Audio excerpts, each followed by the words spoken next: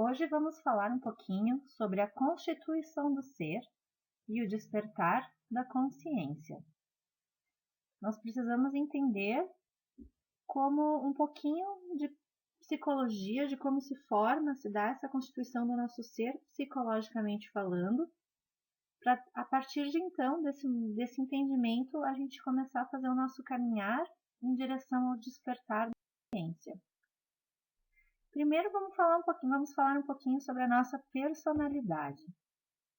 Então, o que seria isso? A personalidade é um conjunto de hábitos, de costumes e de valores sociais que são aprendidos. E a personalidade basicamente formada dos 0 aos 7 anos, é onde nós aprendemos os valores básicos, né? Através da nossa família, primeiramente, que é o nosso primeiro núcleo social, depois da escola, né? E é essa interação com a nossa família e com os nossos pares, é nessa interação que nós vamos aprendendo as regras e os costumes sociais. A gente pode dizer que a personalidade é a nossa máscara, é a nossa persona, como diz Gustav Jung. É aquilo que a gente usa para poder lidar com o meio que nos cerca. A nossa personalidade ela não é nem sinônimo de uma coisa boa ou de uma coisa ruim. É simplesmente nesse meio termo, esse meio de campo que a gente usa para lidar em sociedade. Tanto que as noções de certo e errado, elas podem variar de uma sociedade para outra, e inclusive de uma família para outra. Sabendo disso, a gente precisa se perguntar o que é realmente nosso, ou o que foi aprendido. Porque muitas vezes a gente pode tomar como nosso certas atitudes, certos hábitos que não são da nossa essência, que não são da nossa consciência, que não são nossos, mas que nós aprendemos. E o que é aprendido então na família? Né? O que é aprendido na sociedade? A gente tem que ter muito claro que às vezes existem laços, contratos internos da nossa família, que é aquilo que a gente chama de lealdade parental, que a gente aprende e a gente toma como certo, mas que na verdade não é. Por exemplo, mentir. De repente nós temos um pai, uma mãe, um irmão, uma tia, que faz uma mentira, aquela mentirinha boba. Por exemplo, toca o telefone e alguém atende, não, diz que eu não estou. O que a criança está aprendendo? Que ela pode usar da mentira para evitar uma situação desagradável. E pode começar assim e com o tempo vai crescendo. Às vezes a gente pode ter famílias que enganam a gente, que usam de violência, que batem nas crianças. E o que a gente está aprendendo? As pessoas aprendem então que se resolvem os conflitos através da violência. Mas isso é realmente seu? Ou isso foi aprendido na sua família? E leva tempo para a gente desassociar essas ideias. Outra coisa que às vezes a sociedade nos coloca muito forte certos padrões de comportamento, como por exemplo fumar. Mas será que fumar era alguma coisa nossa? Ou é uma coisa que nos foi colocado, que nos foi vendido, que foi feito um trabalho de marketing e nos foi dito que fumar era elegante? Talvez fumar não fosse parte do nosso ser, da nossa consciência, da nossa essência. Mas nos foi ensinado, foi um hábito que foi passado para nós. Por exemplo, a bebida com os jovens. Né? Quantas propagandas a gente vê enaltecendo a bebida, associando a bebida com momentos felizes, e a gente, na nossa ingenuidade, compra de que para sermos felizes a gente precisa fazer uso dessas substâncias. Mas, de repente, isso não era nosso. Isso era de alguma outra pessoa, de alguém que nos vendeu, que nos comprou como. E o que é a essência? A essência é um conjunto de qualidades, e são qualidades inatas que já vieram com nós. São valores divinos da nossa alma. Nós somos uma chispa divina, e nós não somos só essa vida aqui, nós somos várias vidas. Né? Nós vemos nossa caminhada, nossa trajetória, ela não é de agora, ela é de bastante tempo. E ao mesmo tempo que a gente vem com coisas que não são tão legais, a gente também tem essas qualidades inatas. né, que vieram conosco. E através do nosso livre-arbítrio, a gente pode escolher desenvolver mais ainda ou não essas qualidades que a gente vem, né, que a gente já tem. Pensa numa criança, um nenenzinho, tão lindo, tão cheio de vida, tão puro, né? Ele está mostrando, ele está colocando para nós só as suas qualidades, ele traz em si a sua essência. E a partir do momento em que ele vai crescendo, vai se desenvolvendo, ele vai criando personalidade. E aí essa essência divina, essa chispa divina, ela vai perdendo um pouco da sua força e vai vindo o ego. E o ego vai entrando no meio dessa constituição desse ser. Mas nós temos Deus dentro de nós. Nós temos essas qualidades, essa essência divina. E através do nosso livre-arbítrio, do nosso conhecimento, a gente pode escolher se a gente vai desenvolver mais ou não essas habilidades, essas qualidades, né? E se a gente vai desenvolver mais ainda, né? Mais do que aquelas que já nos são inatas. E o ego? Bom, se a consciência é um conjunto de qualidades, o ego é um conjunto de defeitos psicológicos. São valores negativos. E o ego ele é formado em algum momento, seja nessa vida aqui ou em outra vida, né? Então, o que a gente precisa entender? A gente precisa entender que nós temos tanto uma essência quanto um ego, né? Nós temos as qualidades positivas e as qualidades negativas. E tanto o positivo quanto o negativo, eles se expressam através da personalidade.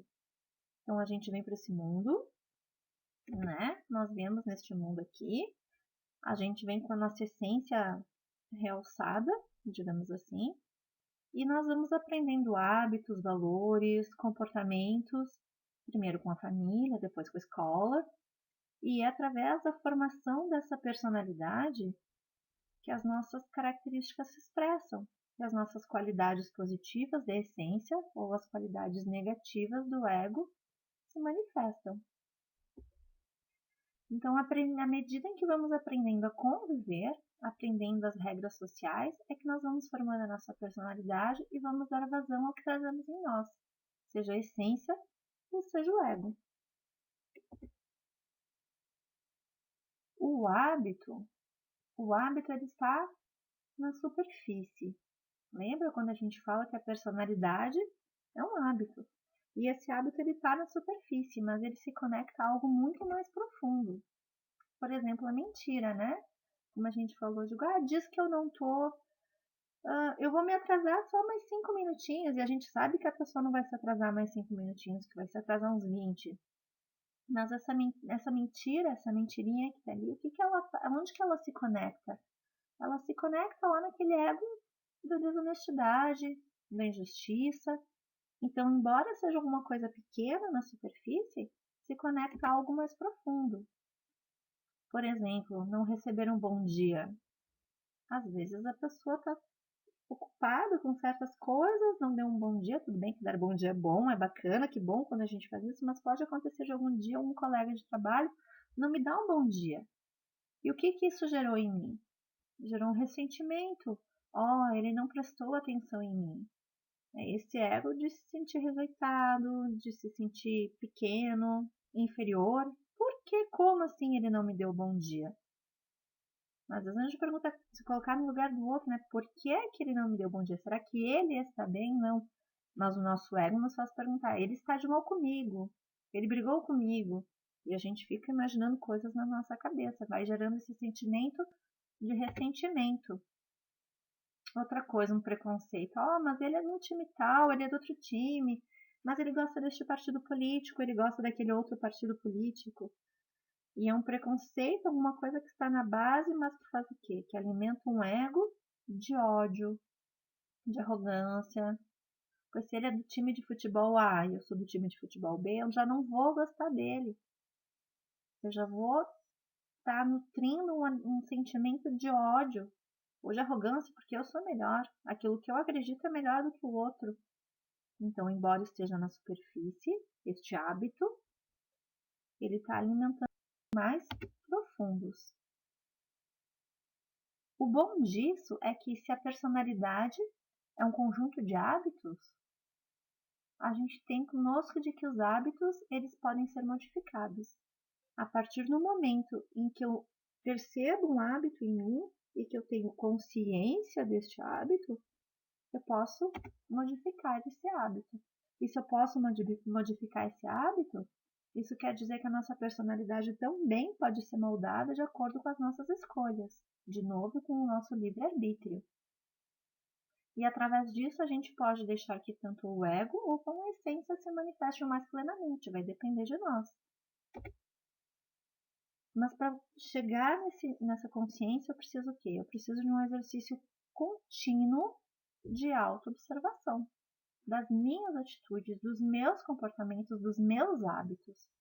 E a partir dessa autoobservação, a partir dessa autoobservação honesta e consciente, que eu consigo propor essas mudanças para mim.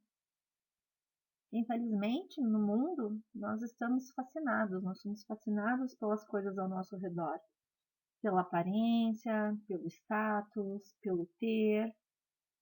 E esse é um mundo de energias mais pesadas, né?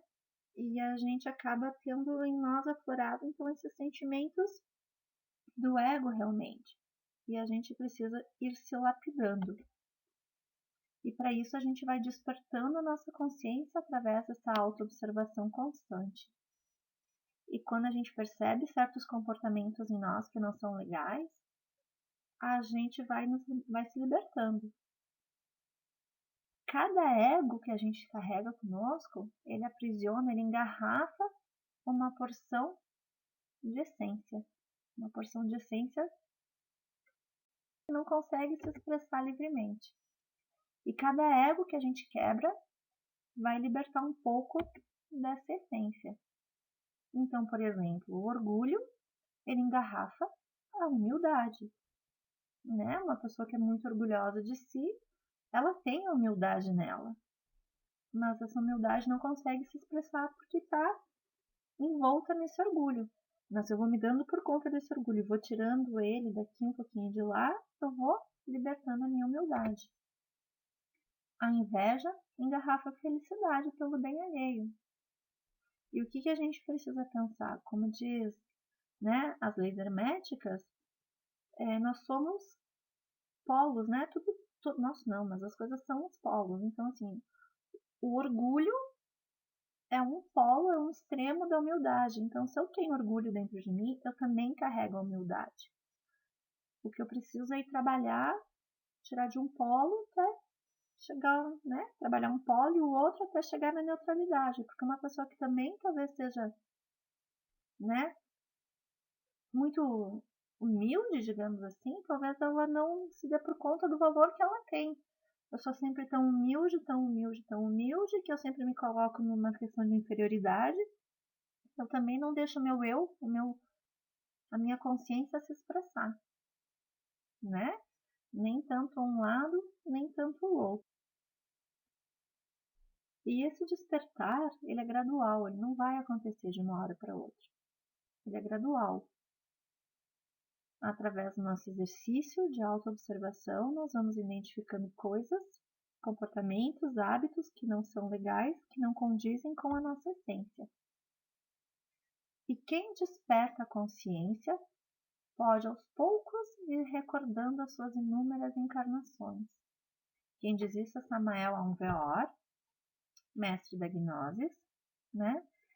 E é através desse entendimento das encarnações passadas que a gente pode ir se trabalhando e melhorando, porque o que a gente veio fazer neste plano espiritual aqui é justamente termos consciência e nos melhorarmos.